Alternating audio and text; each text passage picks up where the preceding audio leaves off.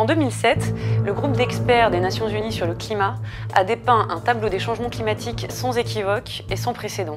Un exemple, si rien n'est fait, c'est plus d'1 milliard de personnes au nord comme au sud, à savoir à peu près 20 fois la population française, qui vont se retrouver sur les routes et être obligées de quitter leur lieu d'habitation. Ce n'est pas une fatalité. Il est possible d'éviter les pires impacts des changements climatiques. Aujourd'hui, il nous reste moins de 10 ans pour stopper la croissance de nos émissions de gaz à effet de serre et inverser la tendance. Le défi est grand, mais il n'est pas impossible. Il n'est ni technique ni économique, il est avant tout politique.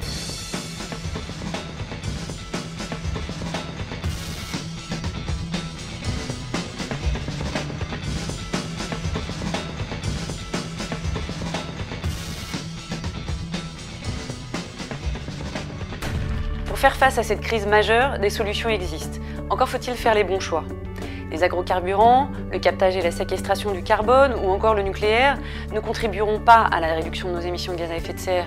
En revanche, la protection des forêts, le développement des énergies renouvelables, les économies d'énergie sont les solutions les plus rapides, les plus efficaces mais aussi les plus rentables pour faire face à la crise climatique.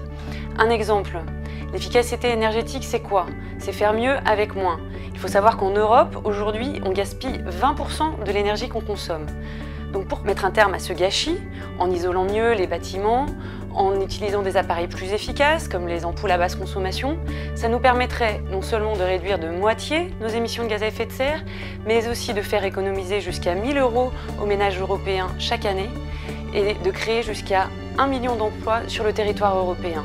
Pour résumer, ce sont 1. Les économies d'énergie, 2. Le développement des énergies renouvelables, 3. La protection des forêts qui nous permettent aujourd'hui de faire face à la crise climatique.